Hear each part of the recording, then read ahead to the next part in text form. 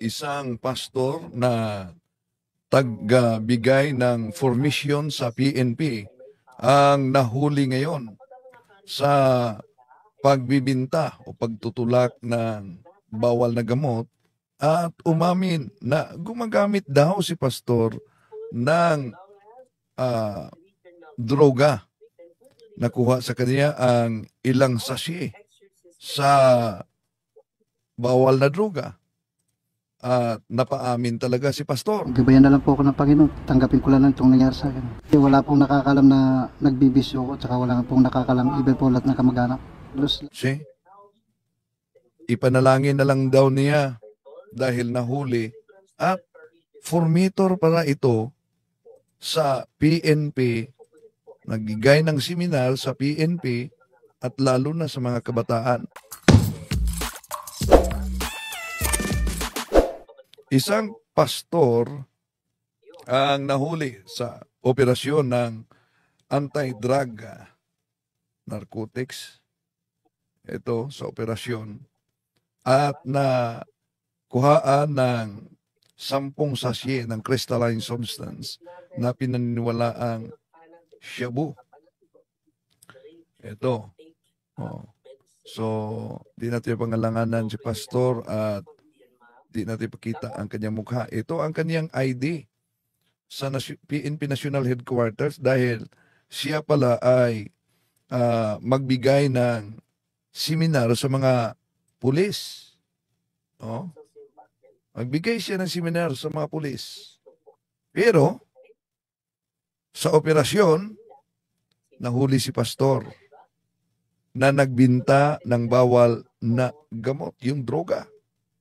Kaya sa operasyon, napaamin tuloy. Kumanta si pastor. Gabayan na lang po ako ng Panginoon. Tanggapin ko lang itong nangyari sa akin. Wala pong nakakalam na nagbibisyo ko, tsaka wala pong nakakalam even po lahat ng kamag-anak. Plus lahat ng benefits ko sa financial, tinutulong ko po sa church. Kaya lang nagkataon na talagang kapos na ako. Paano paraan na nahuli si pastor? Ayon sa PNP, sa mahuli daw nila na may kaugnayan sa drugs, yung mahuli nila, kumanta kung saan sila makabili din ng drugs at ikinanta si pastor.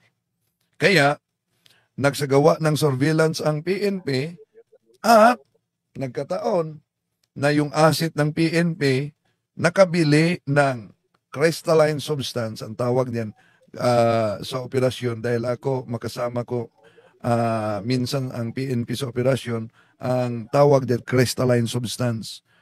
Hanggang mapatunayan sa PNP laboratory sa Suko na ito talagay shabu, crystalline substance. At ayon sa PNP, kasi kapag may nahuhuli po kami dyan sa bandang Aurora, binabanggit po sa amin na isa ito sa mga nagbibigay sa kanila. Talagang nagduda muna kami sa una hanggang sa talagang nakabili yung poster buyer natin. Ito, paano ka makakapaghikaya dyan kung ito mismo, sarili mo, ay nagbibinta ka at saka gumagamit ng drug. Kasi si pastor na taga-promote sana at taga-pagturo para sa praise the Lord, balak yata papasok sa pagiging drug lord. Pero, pagdasal talaga natin mga kapatid, lalo na sa ating sitwasyon ngayon, na ayon sa PNP na kaibigan ko, Colonel, bumalik na naman yung puwersa sa pagbibinta at pagtutulak ng ipinagbabawal na gamot. Oh. Kaya, mga kapatid, mag-ingat talaga, lalo na sa mga anak natin, pangaralan talaga. Oh? Dahil ito'y isang palatandaan na nasa espiritual na digmaan tayo. Imagine, itong pastor na ito na nahuli, tagabigay pa ng seminar ng PNP. At pagkatapos, tinatawagan ako ni Doktor. Okay, sandali muna. Eto, papasok muna tayo sa punto por punto dahil tumawag na tinatawagan na ako. Good evening, brother. Oy, kamukha mo si Alexander ah. May tanong po ako, brother. Ah, Dalawa pong tanong nakin. Pinakauna, yung Eucharist po. Dahil hindi kasi matanggap ng mga Baptist na dahil ang interpretasyon ng Katoliko literal, hindi meaning na kailangan natin kainin yung flesh ni Jesus at blood ni Jesus dahil tinight ko sa Exodus kung nagawa ng Diyos na yung burning bush good, brother, na kung nasunog yung burning bush at the same time hindi nasunog, kung ang nature ng Diyos ay tatlo at saka isa, kung nagawa niyang sabihin na siya ay Alpha at Omega at beginning, first and last, bakit hindi biblically possible na ang bread at wine literal at saka hindi literal? At saka mag-a-appeal kasi sila, brother, na hindi daw literal dahil sa Mark 21 yung kuan, good father, brother, Father. yung kuan, brother, yung Last Supper na mga story. Ang basis kasi namin, brother, yung John chapter 6. Tapos hindi nila masagot, brother. Siguro ang tanong ko, brother, dahil may isang verse sila sa Leviticus na hindi daw symbolic lang yung John chapter 6 dahil sa Leviticus may batas kasi na hindi pwede inumin yung dugo. At si Jesus at that time nag-follow sa Judaic law. Yun yung question ko, Father, kung ano ang Father. pwedeng pang rebuttal doon, or tama ba sila na symbolic talaga yung John chapter 6 dahil doon, pero sa palagay ko hindi man. Dahil maraming tanong ko na hindi nila nasagot at yun lang yung nataha ako ba, yung Leviticus. Yun lang, brother. okay. So, nandyan ba si Brother Romel Palma? Nandyan ba? Brother Romel? Brother Romel? Romel Palma? Wala si Romel Palma. Ikaw sumagot, Brother John Ray. Yes. Una kapatid, anong talata yung Leviticus? Yung Leviticus 14 ba sinasabi mong talata? Verify ko na muna, brother, ha. Para sa Leviticus 14 yata yung sinasabi mo? Para makita natin bago natin sagutin. Leviticus 14? Verify ko muna. Tingnan mo muna. Bago natin bigyan ng sagutan. Leviticus 10:14 ba yun? 10:14? Yung ibig mong sabihin? Wait lang, brother, ha. Sige.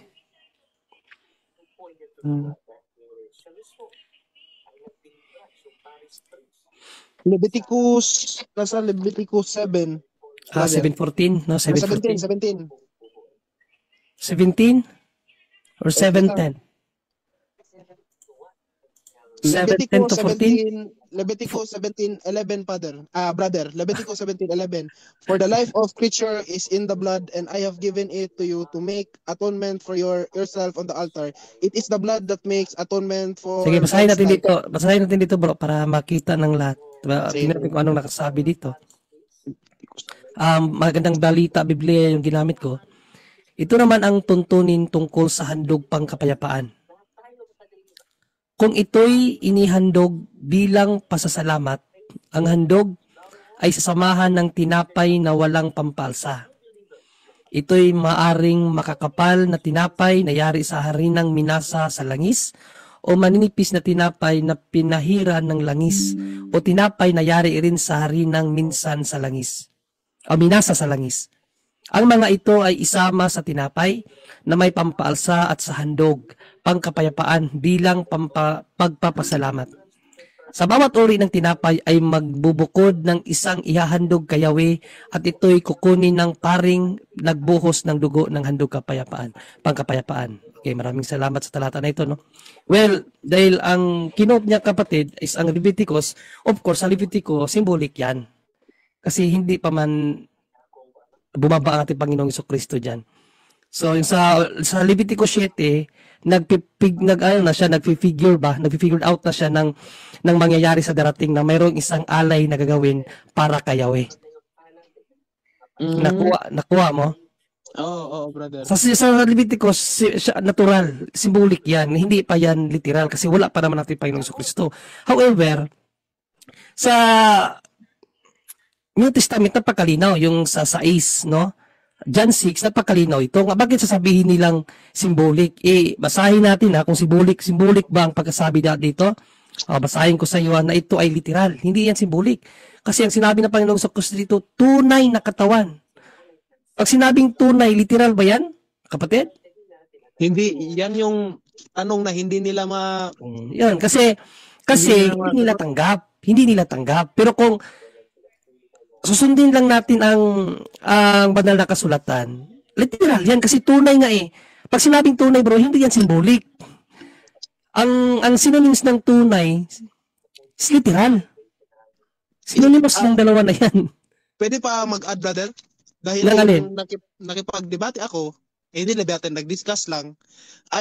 Sige lang, mamaya na yan. Tingnan muna natin itong talata. Kita naman ng ating mga na ang tinapay na binabanggit sa New Testament is not symbolical like sa Leviticus. Kasi sa New Testament, ang sinabi ng ating Panginoong Jesucristo, tinapay na bumababa mula sa langit. No? Basahin natin muna sa 48. Ano ba ang sinabi ng Panginoong Jesucristo sa 48? Ito. Ako ang tinapay ng buhay. So masasabi mo bang symbolical yan? Nung sinabi ba niya yan na siya ang tinapay, nasa harap ba siya ng mga tao, bro, o hindi? Ano yun, brother? Nung sinabi ng Panginoong Jesucristo sa John 6:48 na siya ang tinapay ng buhay, literal ba yan o symbolikal? Literal, brother, dahil... Literal yan, kasi andyan siya nung sinabi niya, kaharap niya yung mga tao sinabihan niya na ako. Personal pronoun, ako, ang tinapay ng buhay. Refer sa kanyang sarili. Di ba? Oo, brother. Tingnan ko yung talata na, wait lang ang sinabi niya na, ang aking katawan ay tunay na pagkain. Hanapin ko lang kung saan yun. Ayan, ito sa 55. Umpisa natin sa 54. Ito sinabi niya sa 54. Ang kumakain ng aking laman. Tingnan mo ano ang pinapakain niya ang kanyang? Laman. No? Hindi niya sinasabi, ang kumakain ng tinapay na yan. Hindi niya sinabing, tinapay na yan, aking laman. Tumutukoy sa kanyang flesh. At umiinom ng aking dugo. So, this is a literal statement, kapatid. No? Talagang sa kanya galing. Ay may buhay na walang hanggan at muli ko siyang bubuhayin sa huling araw. Sapagkat ang aking laman ay tunay. Sinabi ba niya ang aking katawan, ang aking laman ay symbolic o tunay? Tunay. Tunay na pagkain. Ang synonymous ng tunay, literal. Synonymous yan. Tingnan niyo sa dictionary, anong synonymous ng true. Di ba literal? Tunay na pagkain at ang aking dugo ay tunay na inumin. So, alin dyan ang symbolic? Itunay nga. Pag sinabi mong symbolic bro, hindi yan tunay. Halimbawa, ang watawat ng Pilipinas ay sumisimbolo sa ating bansa. Yung watawat, simbolo siya ng bansa. Tunay ba na ang watawat ay bansa o hindi? Hindi. Hindi, kasi simbolo lang siya, di ba? Ang watawat sumisimbolo sa bansang Pilipinas, hindi siya totoo na yung watawat bansa yon. Sumisimbolo sa bansang Pilipinas. Kasi simbolo lang siya. Yun ang ibig sabihin ng simbolismo, bro. Hindi totoo. Naglalarawan siya sa katotohanan. Yan ang simbolo, symbolic, no? Isang picture na naglalarawan sa katotohanan, that is symbolic, no? Pero hindi siya tunay. However, ito kay Panginoong Jesucristo, hindi mo sabihin na symbolic to kasi ang sinabi niya, tunay. Nabasahin natin sa 55 muli, sapagkat ang aking laman ay tunay na pagkain at ang aking dugo ay tunay na inumin. Basahin natin ito sa English. Ano ba ito sa English? No? Ayan, no? For my flesh is the real food. My blood is real drink. Di ba? Ang real ba is not real sa iyo, kapatid? Bro, sa tingin mo? Real is real. Real is real. Paano masabing hindi totoo yan? I-real nga eh. Di ba? Yeah. Isa pa kapatid, nalilito kasi sila dahil pag sinabi mong literal, kailangan natin kainin yung unod ay yung flesh mismo ni Jesus ba? Tapos kung tignan mo, kung sa tao na logic, oo tama. Pero biblically problematic dahil kung ganyan ang nature sa Diyos, dapat tatlo Diyos natin, di ba? Pero nakasaad kasi na isa ang Diyos, pero tatlo. Paano yan posible, di ba? Isa pa sa Exodus. That is beside that is beside the point. Ang layo na ng argument mo pag ganyan, ano. May ano naman yan, pero dapat mag-focus tayo doon sa laman at katawan natin Panginoong Hesus. So, wag mo na siyang dalhin sa Old Testament kasi sa Old Testament talaga lahat doon symbolic. Ano yun eh, sabi nga ni St. Paul, ang Old Testament ay shadow of the things to come. Shadow lang yun. So symbolic talaga sa Old Testament. Wag kang mag-argument ng Old Testament kasi symbolic talaga yun. Na-argument ko kasi yun, bro, dahil hindi kasi nila matanggap. Hindi nila pero I mean, mag-focus ka talaga sa New Testament. Ang mga literal talaga na pahayag sa Bible nasa New Testament kasi yan talaga ang kung sabaga katuparan ng nasa New Testament. Kasi kung nadalhin mo siya sa Old Testament, bro, sabihin niya talaga na hindi literal yun kasi namatay nga sila eh. Sabi nga pa ng Kristo sa John 6, kumain ang inyong mga magulang ng tinapay na mula sa langit pero namatay sila. Ibig sabihin, symbolic yun yung nasa Old Testament. Hindi mo pwedeng dalhin ang Eucharist sa Old Testament kasi symbolic talaga yung sa Old Testament. Okay, sige. Okay. Maiipit ka dyan. No? Sa John 6, kung umpisahan mo pagbasa sa 40, sinabi ng Panginoong Kristo, kumain ang inyong mga ninuno ng tinapay na mula sa langit pero namatay sila. Ibig sabihin, hindi pa yun ang katuparan. So dito tayo sa katuparan. Huwag mong dalhin sa argument na pwedeng maalanganin ang argumento mo kasi dinala mo siya sa symbolic na time. Sa time na hindi na siya symbolic, kaya real na eh. Wag mo siyang dalhin. Ang daming talata sa New Testament na hindi mo na kailangan dalhin sa Old Testament. Halimbawa itong 1 Corinthians 10:14-22. Kasi literal talaga to. Kung pag-aaralan mo ang 1 Corinthians 10:14-22, inihambing ni St. Paul ang alay ng mga pagano sa tunay na alay. Sa tunay na alay, ito talaga ang aral ni San Pablo sa communion, no?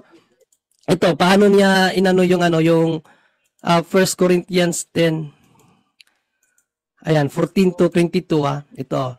Kaya nga mga minamahal, huwag kayong sasamba sa mga Diyos-Diyosan. Okay, so ito ang bunga ni St. Paul, no? Pagsamba sa mga Diyos-Diyosan. Ganito ang sinasabi ko sa inyo sapagkat alam kong kayo'y matatalino, kayo na ang magdesisyon. Hindi ba't ang pag-inom natin sa kupa, o kupa yung chalice ng ating Panginoong Kristo, ng pagpapala ng ating ipinagpasalamat ay pakikibahagi sa dugo ni Kristo? Literal yan, di ba?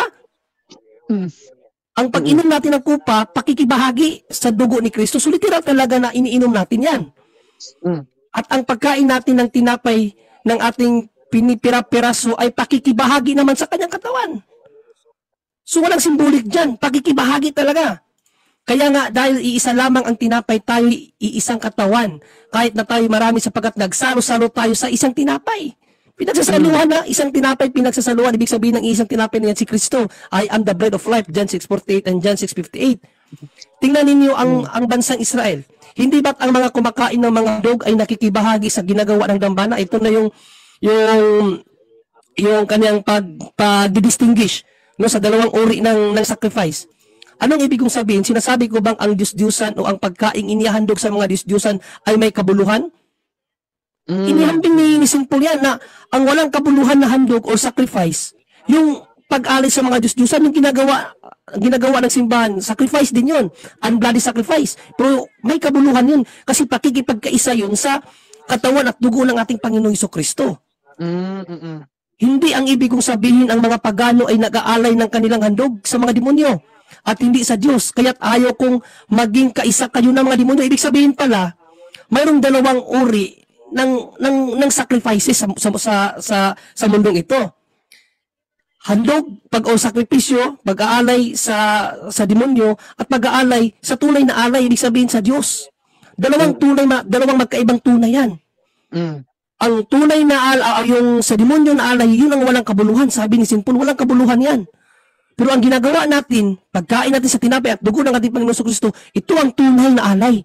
Dahil tayo ay nakikipagkaisa sa dugo at katawan ng ating Panginoon Kristo. Mm. Basahin na direkta pa sa 21, anong sinabi sa 21? Hindi kayo makakainom ng sabay sa kupa. Kita mo? Hindi pa pwede yung dalawang sacrifices ang inaano mo, ang ginagawa natin. Isa lang talaga, either two, mamili ka. Sabi nga niya sa Matthew 6, you cannot serve two God, no? Or two gods between good and evil. So itong isang sacrifice na sa demonyo, that is bad. Hindi mo pwedeng hindi mo pwedeng serbisyuhan yan kasi sa demonyo yan, hindi yan sa Diyos. Hindi kayo makakainom ng sabay sa kupa ng Panginoon at sa kupa ng demonyo. That is impossible. Hindi rin kayo maaring makisalo ng sabay sa hapag ng Panginoon at sa hapag ng demonyo. Nais ba nating manibugho ang Panginoon? Akala ba ninyo'y mas makapangyarihan tayo kaysa sa Kanya? Di ba? So, may paghahambing. May paghahambing dyan na hindi mo pwedeng pagsabayin ang handog sa demonyo at handog sa Diyos. Hindi mo pwede yun. Isa lang talaga ang tunay na handog. So, at ang handog na yan, tunay yan. Kasi pakikipagkaisa yan sa ating Panginoong Kristo at sa Diyos. Kasi yung sa demonyo, pakikipag-isa rin yun, bro. Diba? Yung mga satanista, kapag sila nag-aalay sila, literal ba yun na talagang nag-aalay sila para sa demonyo, bro? Hindi ko alam yun, bro. Literal yan. Ay, mga satanista. Kaya nga may mga ritual sila. Yung ginagawa ng ritual, hindi ba sila literal na gumagawa ng sacrifices sa demonyo? Oo, bro. Literal. Literal yan. Di ba? Ginagawa talaga nila yan. Pag-aalay yan para lumakas ang kanilang kapangyarihan. Yan ang pwede St. Paul sa 1 Corinthians 10, 14-22. Dalawang paghahambing yan. Dalawang tunay na umiiral sa mundong ito. Walang simbolismo dyan. Walang simbolismo. Dalawang tunay yan. Pero dapat yung isa, talikdan mo yan kasi walang kabuluhan na alay yan. Alay yan sa Diyos-Diyosan, hindi sa Diyos. Ang gusto ni St. Paul, yung tunay na alay. Kung dinikta natin yan sa 1 Corinthians 11, 21 to 20, 23 to 27, yan, sinabi ni St. Paul talaga na ito ang itinuro ni Kristo. Na dapat sundin at gawin ng lahat ng mga tao yung pagkain sa kanyang dugo at katawan, kapatid. So, literal talaga yan. Literal. Walang hindi literal dyan. Ang problema talaga sa kanila, hindi sila tumatanggap sa salita ng Diyos. Para mas lang mga Hudiyo na nireject ang salita ng Diyos. No? Diyan, Jeremiah 8:8-9, pinagalitan ni Jeremiah ang mga eskriba at ang mga parisiyo kasi nireject nila ang salita ng Diyos. Ay, yung mga protestante, walang pinagkaiba yan. Yan din sila yan. No? Nireject nila ang salita ng Diyos. Sinabi na nga ng Panginoon Kristo, my flesh is real flesh or real food. No? My flesh is real food and my blood is real drink. Paano naging hindi totoo ang real? Saan ba kayo nakita ng real pero hindi pa rin totoo? Pwede ba yung ganon, Brother Angel? Real na nga, unreal pa rin sa inyo, mga Baptist o Bad Kokok. Lahat ng mga rebuttal niya, hindi talaga nila ma-defend. Although different yung pag-explain mo, brother, different rin sa akin. Sa aking version rin, hindi rin nila masagot. Parang inaccuse pa nila ba na hindi daw ako guided sa Holy Spirit dahil hindi ko daw nakita bakit simbolismo yun. Ipabasa mo yung John 6:55. Basahin mo sa English, Good News Bible. Kasi real. Pag sinabing real ba, unreal? Grabe naman, pag sinabing real, hindi pa rin real? Real na nga eh. My flesh. Sabi ni Kristo my flesh is real food. My blood is real drink. Basahin nga natin uli. John 6:55. Napakalinaw eh. Bakit mas simbolismo ang isang real? Ayan sapagkat ang aking laman ay tunay na pagkain sa good news kasi mas impact ang ang real kaysa tunay. Ayan for my flesh is the real food and my blood is real drink. Hindi pa rin yan tunay, real na nga eh. Ano ba ng real? Ano ba ang synonymous niyan? Literal yan. Pag sinabing real, ang synonymous term niyan, literal. My flesh is literal food, my blood is literal drink. Sabi na hindi po literal. Napaka-problematic talaga ng kanilang ano bro, ng kanilang theology. Bro Junri. Yes, Brother Angel. Yes, dagdag natin kasi sinasabi nga rin nila yata nila ay tinapay, no? So tingnan natin, yung bang tinapay niya tunay. Siya na nga mismo yung tinapay, Brother Angel, sabi niya, Yes, I am the the bread. bread. No. Kaya nga mabibigyan mo ng pinaka-example kapatid na nagtatanong, no? Pati 26 nga bro. Oh, ito pa to, napakalino itong talata na to. Nako. Ito, di dyan mo kukunin lang brother na pagtanungin natin sila. Ganito yung tanong mo. Bigay mo muna natin. Kahit ito nga lang kung maunawaan ng talata na to, ito walang symbolic dito. Paliwanag ni Brother Angel to. Habang sila'y kumakain, dumampot si Jesus ng tinapay. Tandaan mo dumampot si Jesus, dumampot siya ng tinapay. Tinapay ang dinampot niya. At matapos magpasalamat sa Diyos, ay pinagati-hati niya iyon, ibinigay sa mga alagad at sinabi, pakinggan mo ang sinabi ni Jesus, kunin niyo ito at kainin. Ito ang aking katawan. Brother Angel, paliwanag mo. Ang tanong, may sinabi ba siyang simbolo ito ng aking katawan? Meron, wala? Wala. Brother, Brother. brother, dito sila nagsabi na simbolismo to dahil kung literal daw ang interpretasyon ng Diyos sa Mateo 26, dapat nag-chop-chop daw siya sa sarili at pinakain mismo yung flesh niya sa mga apostoles. Yan ang nangyari, bro. Yan ang nangyari sa mga Hudyo na hindi nakaunawa. 'Di ba sa John 66 na naging alagad na niya yun. Kasama na sa 70 disciples niya yun na inutusan niya. Nung sinabi niya na pakainin ng kanyang dahil hindi nila naunawaan, akala nila ipakain talaga si Jesus ng buo doon sa itong katawan niya. Akala nila di tumalikod sila. Kasi hindi nila naunawaan. Pero tingnan mo yung sinabi sa Matthew 26 bro. Kumuha si Jesus ng tinapay. Ang kinuha niya tinapay. Hindi niya sinabi nung pag pinapiraso niya tinapay, hindi niya sinabi, ito ay simbolo ng aking katawan. Bagkus anong sinabi niya sa tinapay? Ito ang aking. Yung tinapay na kinuha niya bro, inaring sa kanya, aking, ito ay aking laman.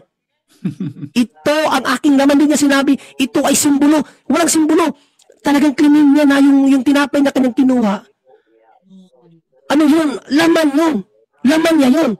Question, imposible ba sa Diyos na gawin ng laman ng isang tinapay? Hindi. Bakit? Ginawa na niya. Yung tubig, ginawa niyang wine. Tama, Father. Ano, Father? Tama, Father. Nagawa na ni Kristo yun. Nagawa na ni Kristo na magmilagro yung tubig, ginawa niyang real wine. Kaya walang imposible sa kanya nung sinabi niya, ito ang aking katawan, nangyari yun kasi kapangyarihan ng Diyos ang ginamit doon. Hindi salita lang na kung sino ordinaryong tao, bro. Kung naniniwala na si Kristo ay Diyos, kayang gawin ang lahat, walang imposible doon. Pag sinabi niya, kumuha siya ng tinapay, ito ang aking katawan, mangyayari yun kasi salita ng Diyos. Ezekiel 13:28, ano sabi ng Diyos? O basahin ko sa iyo. Sorry, Brother Angel, dagdag ko lang to, Brother Angel. Last na to. 12:28. Ano ang sinabi ng Diyos sa 12:28 ng Ezekiel? Kaya sabihin mo sa kanilang ipinapasabi ko, isa man sa mga sinasabi ko'y hindi maaantala, hindi na magtatagal at magaganap ang lahat ng ito. Lahat ng sinasabi ng Diyos, bro, magaganap talaga yan. Kaya pag sinabi niya, ito ang aking katawan, naging katawan talaga yon. Prohiban yan, ginawa niyang wine ang tubig at yung 5 pirasong tinapay, pinarami niya. Tinimes pa niya ng 5,000 yon, Brother Angel. Kaya nga bro, no? Kaya nga yung tanong mo sa kanila, may binanggit ba na simbolo o kayo lang ang nagsasabi? Sila lang nagsasabi, brother. Hindi ko rin alam Exactly. Yung nga kasing nangyayari sa tao, no? Kapag wala ka sa tunay na iglesia, mahirapan ka diyan. Napakarami ng tumalikod sa simbahan dahil sa mga paliwanag ng mga wala sa tunay na iglesia. Sino ba yung mga ano noon? Sino ba yung mga pinakapinuno ng saksi ba yan, mga saksi? Lahat yan, Baptist to, Brother Angel, Baptist. Yes, ang mga pinakadulo niyan, pinaka-main niyan, nagbasa rin ng Biblia yun eh. Wala namang, they are not guided by the church. So, pasa-pasa na lang. Ito siguro yung simbolo lang.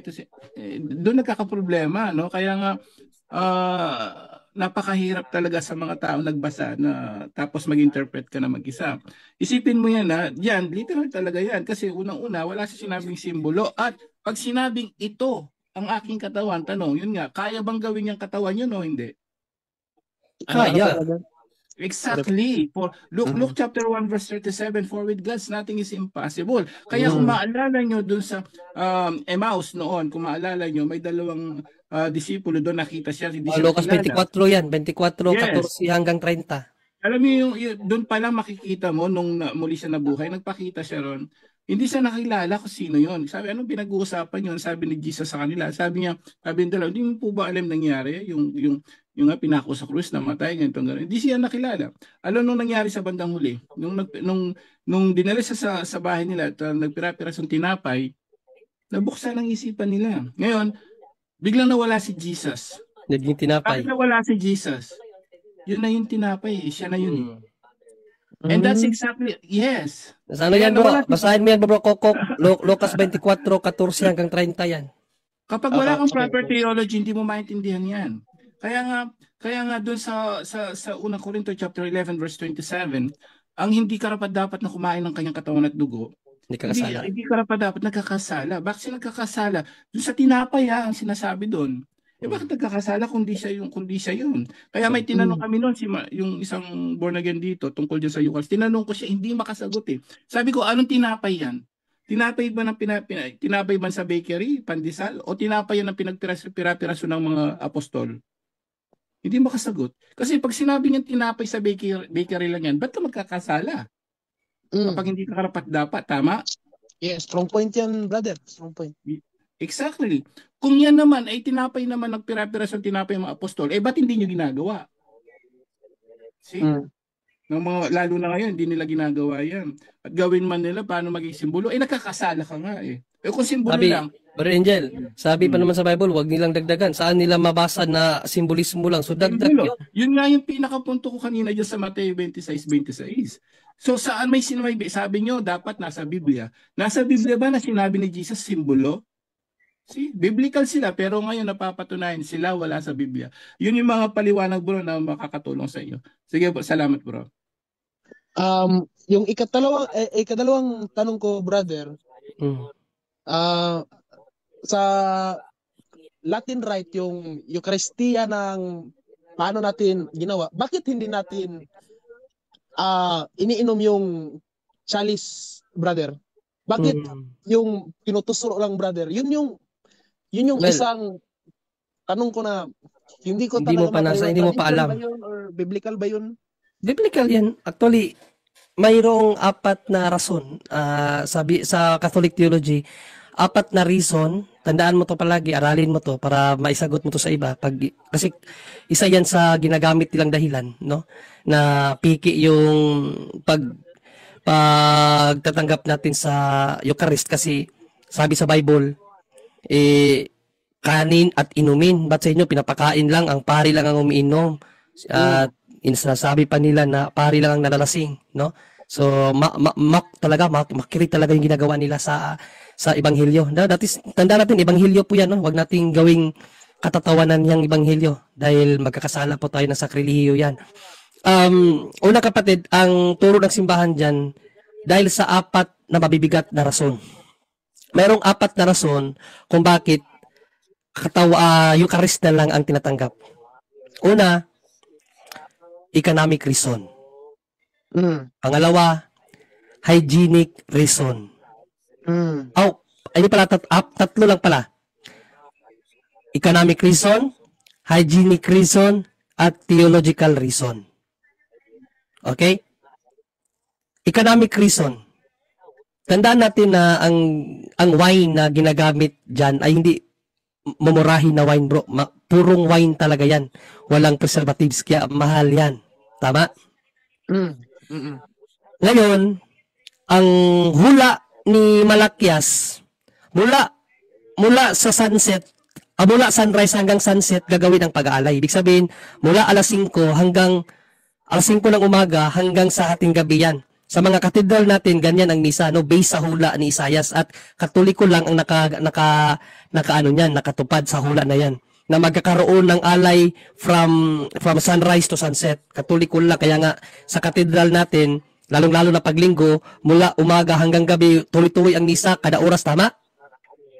Tama. So, ibig sabihin, dahil oras-oras nagmimisa ang simbahan, kinakailangan painumin mo lahat ng tao Mm. kapag nagsisimba.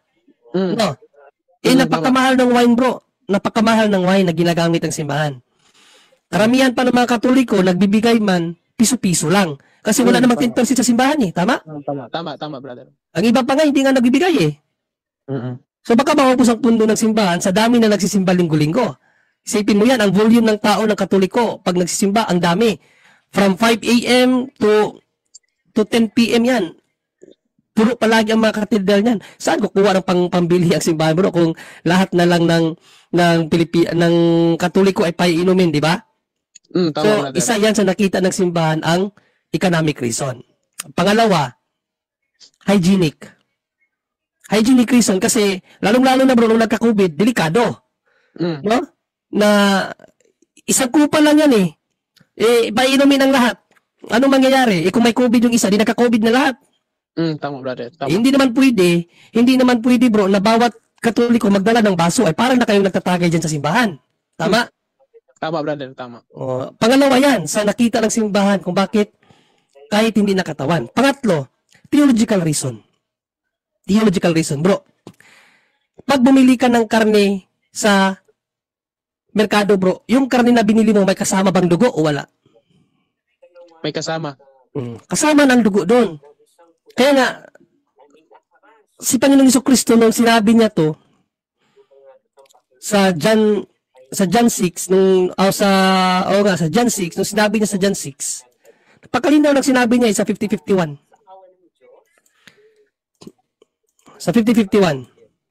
narito ang tinapay na bumababa mula sa langit upang ang sino mang kumain nito ay hindi mamatay.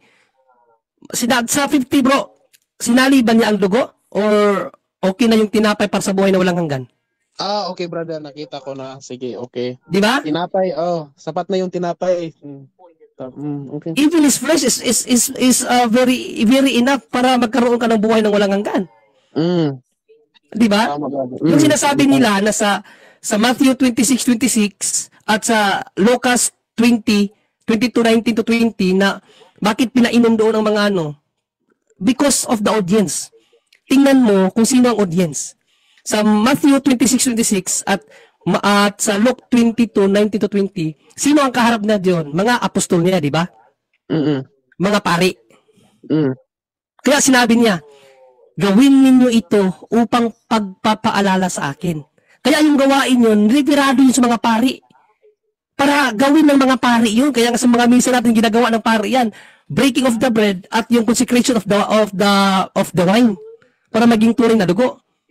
So, sinabi ng Panginoon yun sa mga pari para gawin, para alalahanin. Nakuha mo?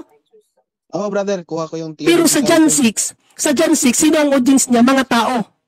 Mga tao. Dalawang audience ang sinabihan niya eh. Mga pari at mga tao. Anong sinabi niya sa mga tao? John 6:50. Ang sino mang kumain ng aking katawan ay magkakaroon ng buhay na walang hanggan. So even pala, katawan lang ng ating Panginoong Jesucristo ating matanggap. It's more enough to have eternal life, kapatid. Kaya nga, 1 Corinthians 10:17, St. Paul, sabi ni St. Paul dito sa mga tao, ang kanya lang ebanghelyo dito, kaya nga dahil iisa lamang ang tinapay, tayo iisang katawan at kahit na tayo marami sapagkat nagsalo-salo tayo sa isang tinapay na lang pinagsasaluhan nila. Wala namang wine dyan eh. Tama. Diba? So, hindi nila naunawaan ang talaga, ang scripture. Hindi nila naunawaan. Nagbasa lang sila ng isang talata, tapos nagbigay na sila ng sarili nilang paliwanag. No? Again, ang Matthew 26:26-28 at ang Luke 22:19-20, ang kaharap niya doon mga pare. Kaya sinabi niya sa Luke 22:19-20, kung basahan mo sa Luke 22:19-20, specific ang kanyang sinabi kasi utos niya yun sa mga pare. No? 22, dumampot din siya ng tinapay at matapos magpasalamat sa Diyos ay kanyang pinagati-hati iyon at ibinigay sa kanila. Sinasabi niya, ito ang aking katawan na inihahandog para sa inyo. Gawin ninyo ito bilang pag-aalaala sa akin.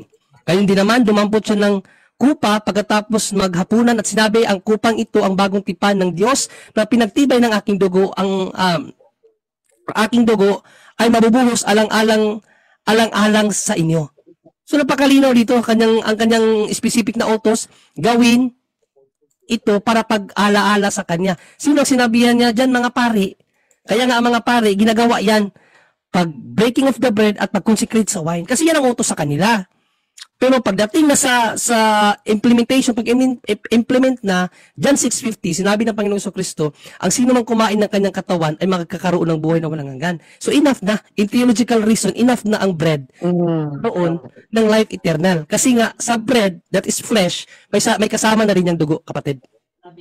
Bro Junri, Yes, Boy Jel. ang mga maraming nag-aano diyan, yan ang tumutulig sa mga sa simbahan, bakit daw si Father lang umiinom ng ano, no? So ang mga apostol hindi naman ginawa yan eh, no? Gawa 2 nga bro, Gawa chapter 2 bro, 46 bro. Acts Mga 2. apostol, tingnan mo kung nag-ano sila, may nag-ano ba sila ng ng wine. Araw-araw sila'y nagkakatipon sa templo at nagpira-piraso ng tinapay sa kanilang mga tahanan na masaya at may malinis na kalooban. Tinapay lang talaga dyan. At anong 47, anong ginagawa nila? 47. Nagpupuri sila sa Diyos at kinalulugdan sila ng lahat ng tao at bawat araw ay idinagdag sa kanila ng Panginoon ang mga iniligtas. Kaya nga itong mga nag-aano na walang breaking of the bread, hindi yan ang tunay na pagsamba, no? Marami ngayon, 'di ba, sa mga ano lang, parang concert venue lang, walang church. So nangyayari doon, praising God and praising and music 'yon. Walang doon, walang worship doon. Ang worship kasama ang pagpipira-piraso ng tinapay. Walang binanggit diyan tandaan mo kapatid, ang tinapay ba kasama ang katawan ba kasama dugo? Yes, Brother Wendell, Brother Angel, sagutan niya kanina, oo. Di ba? So exactly, no? Yun ang ano doon. Kahit si Apostol Pablo, bro, sa chapter 7 verse gawa 27. So nagpira-piraso lang din siya ng tinapay. 20 verse 7. Oo, so walang ano 'yon, walang yun po yung pwede mong ipaliwanag, no, dahil nga doon sa economic reason. Paano mo papainom? 1,000, 2,000 nagsisimba, brother. Paano pa yun? Oras-oras yung Brother Angel, oras-oras. Oo. Oras pa 'yon, no? So, yun po kapatid, ang tandaan po natin, yung pinakaano doon, yung economic reason, hindi. Yung sinabi niya sa mga alagad niya. Siyempre, alam naman ng mga alagad, kahit sila hindi naman lang nila kayang painumin ng alak ang mga tao. Libo-libo rin noon na convert sa ano. So yun po yung mga dahilan, no. Theologically, ang katawan ay nandun din yung dugo noon. So pareho lang po yun, kapatid. Ikatatlong tanong ko, brother. Yes, bro. Related rin to sa Eucharist. Dahil sabi kasi nila, brother, na kapag naniniwala ka lang sa Diyos, may eternal life ka na daw. Pero nakita man natin na kailangan mo talaga kainin yung literal na flesh at para makakuha ka ng eternal life. Ang tanong ko ngayon ng mga protestante na hindi part ng doctrine nila ang literal na symbol yung Eucharist, may eternal life ba sila? Both sa nakaalam ng teolohiya ng simbahan at hindi alam ang teolohiya ng simbahan. Maraming salamat, bro. No, wala pa silang life eternal. Actually, ang pinangahawakan nila ay ang ayon sa nabasa nila. No, ayon sa nabasa nila, John 3:16 kasi, ang whosoever believe will not perish but have eternal life. Yan ang sinasabi kasi sa John 3:16, no? Basahin mo natin John 3:16. Misconception no? Sapagkat gayon na lamang ang pag-ibig ng Diyos sa sangkatauhan, kaya't ibinigay niya ang kanyang kaisa-isang anak upang ang sino mang sumampalataya sa kanya ay hindi mapahamak, kundi magkaroon ng buhay na walang hanggan. So hanggang dyan lang sila, no? Para bang sa kanila, dahil sinabi yon, enough na yon para sa life eternal, no? Dahil kung titingnan din natin ang sinabi ng Panginoong Jesucristo, Matthew 7:21, no? Sinabi naman ng Panginoong Jesucristo, hindi lahat ng tumatawag sa aking Panginoon ay papasok sa kaharian ng langit, kundi ang mga taong sumusunod sa kalooban ng Ama na nasa langit. So ibig sabihin, yun palang John 3:16, it's conditional. Di ba? Conditional brother. siya. Hindi po ibig sabihin na dahil sinabi ng Panginoong Kristo, ang mananampalataya ay magkakaroon ng buhay na walang hanggan, agad-agad ka na mayroong life eternal, ibig sabihin hindi ka na mamamatay. Tama, brother. Di ba? Mm. Ano ang kulang sa kanila? Yung pag-uunawa sa scripture. Kasi Matthew 19:17, anong sinabi ng Panginoong Kristo? If you want eternal life, obey my commandments. O sabi ng Panginoong Kristo. Sumagot si Jesus, bakit mo ako tinatanong kung ano ang mabuti? Iisa lang ang mabuti. Ngunit, kung nais mo makamit ang buhay na walang hanggan, sundin mo ang mga utos ng Diyos. Sinabi ba niyang manampalataya ka sa akin? Kapatid? Hindi. Oh, di ba malinaw ano daw ang gusto mo kung nais mo magkamit ng buhay na walang hanggan? Sundin mo ang mga utos ng Diyos.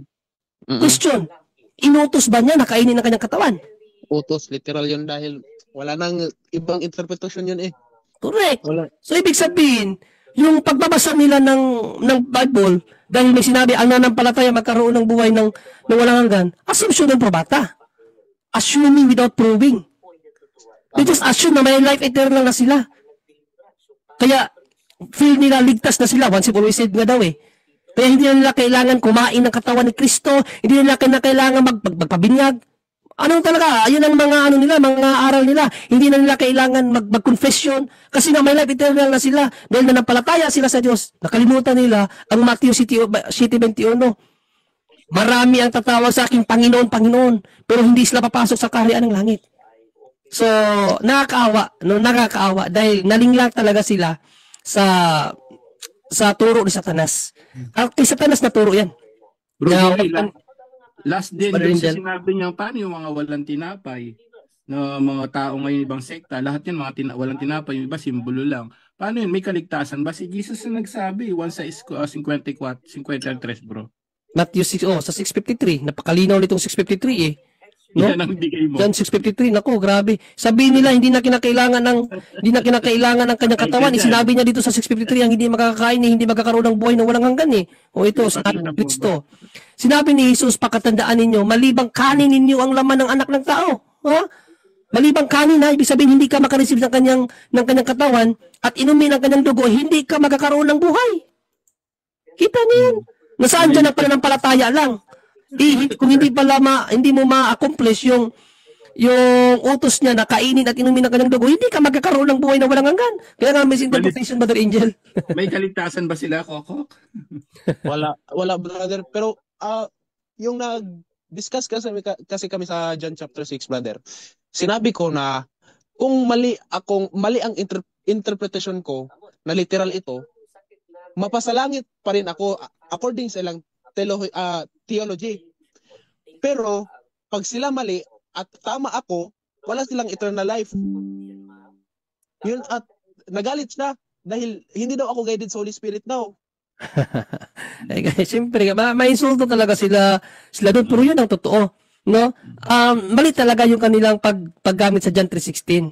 Bro, mali talaga yun. Kasi kung idedikta mo sa 36 yan, idedikta mo sa John 3:36, ito ang sinabi ng Panginoong Jesucristo. May kondisyon yun. Ang sumasampalataya sa anak ay may buhay na walang hanggan. Hanggang dyan lang sila eh. Pero ang sumunod na sinabi ni Kristo, ngunit ang hindi sumusunod sa anak ay hindi magkakaroon ng buhay, sa halip mananatili sa kanya ang puot ng Diyos. Conditional. No, ang pananampalataya sa kanya is conditional. No? Manampalataya ka, meron ka ng assurance of life eternal. Para ma-perfect yung life eternal na ibigay sa iyo, kinakailangan mong sumunod sa kanyang utos. No, John 3:36. At ang pagsunod na yan, hindi yan one time. Buong panahon ng buhay mo yan. Kasi sabi ni Kristo naman sa Mateo 24, 22, no? 22:13. Sinabi ng Panginoong Jesucristo, ang manatili hanggang wakas ang siyang maliligtas. Kita bang daming utos eh. Hindi manampalataya lang eh. Nanampalataya ka na. Ngayon, para meron ka ng assurance, no? May assurance ka of life eternal. Ngayon, sundin mo ang kanyang mga utos. Ang isa sa kanyang utos, pagkain ng kanyang katawan. So, sumunod ka na rin. So, meron ka ng double assurance. Ngayon, kinakailangan, walang putol yun. Walang putol. Kasi sa sulat na kay Mateo, ang manatili hanggang wakas yun na utos. Hanggang wakas ng Manatili iyong ka nga. buhay. Saka ka magkakaroon ng buhay na walang hanggan. Revelations 2:10. Hanggang wakas pa yun. Hanggang wakas yun. Binigay nga niya, sabi nga niya dun sa kanyang sulat sa Revelation 2:10 sa obispo doon sa kanyang sinulatan, sinabi niya kay Juan, sulatan mo ang obispo na yan, na manatili siya hanggang wakas at bibigyan ko siya ng buhay na walang hanggan. Obispo na yun ha, pero kinakinakin niya ang obispo. Ang ibasahin natin para mabasa mo. Sige, brother. 2:10 ng Revelation. Ang life eternal, ibibigay yan sa huling panahon pa ng ating buhay. O sabi dito, huwag kang matakot sa mga pag-uusig na malapit mo nang danasin. Makinig ka. Ipabibilanggo ng diablo ang ilan sa inyo. Ito yung tribulation ng mga unang Kristiyano, no? Tapos pinapaalam na ng Diyos ang darating sa obispo na ito. Yan, ipabibilanggo ng diablo ang ilan sa inyo bilang pagsubok dahil yan nga sinusubok ang mga tao. Magdurusa kayo sa loob ng 10 araw. Manatili kang tapat hanggang kamatayan. Hanggang kamatayan yan. Tapos, at gagantimpalaan kita ng korona ng buhay. Doon pa lang yan, pag talagang namatay ka sa pananampalataya mo, nasunod mo lahat ng utos ng Diyos, doon pa lang ang life eternal. Kaya nga, mali yan yung sinasabi ng mga baptist na yan na ligtas na sila dahil nanampalataya sila. Mayroon na silang life eternal. Naalala mo kung nakita mo yung debate ko kay Alex Santos, tanong ko sa kanya, sabi mo, ligtas ka na, nasa langit ka na ba? Yes, nasa langit na ako. Kita mo, grabing claim yun, nasa langit na siya. Dahil ang sa akala niya, ligtas na talaga siya, kaya kiniklaim na niya siya nasa langit na. Kaya napakalimun yung aral niyan eh. Tinuturuan ka ng aral nila, ng ano na aral, ano ba tawag yan, yung imahinasyon ba? Ano ba tawag yan, yung, ano tawag yan ba, Angel? Yung nasa utak lang? Guni-guni. O, sa English, ano? Katang-isip lang. Katang-isip. Ano basta sa English yan? Nawawala sa isip ko. Napaka ano talaga ng aral nila. Illusion ba? Oo. Nag-i-illusion ba? Illusion lang talaga yung aral nila. Isipin nyo yan, grabe yung aral nila. Tanungin mo, nasa langit ka na ba? Nasa langit na daw. Paano nasa langit? Nagdidebating pa kami. Grabe talaga, delikado yung aral nila, kapatid. Ay, isa pa, brother, kahit purgatorio, hindi sila makapunta? Sabi ng santo natin, nemo that could not have it. Ano ibig sabihin nun? You cannot give what you don't have. Paano sila mapupunta purgatorio kung sila mismo hindi maniniwala sa purgatorio? Di ba? Pero sa aral ng simbahan, bro, kahit mga protestante, naniniwala ang simbahan na may mga ilan na nakapunta pa rin sa purgatorio. Yung to no fault of their own. Yung mga hindi nakaalam.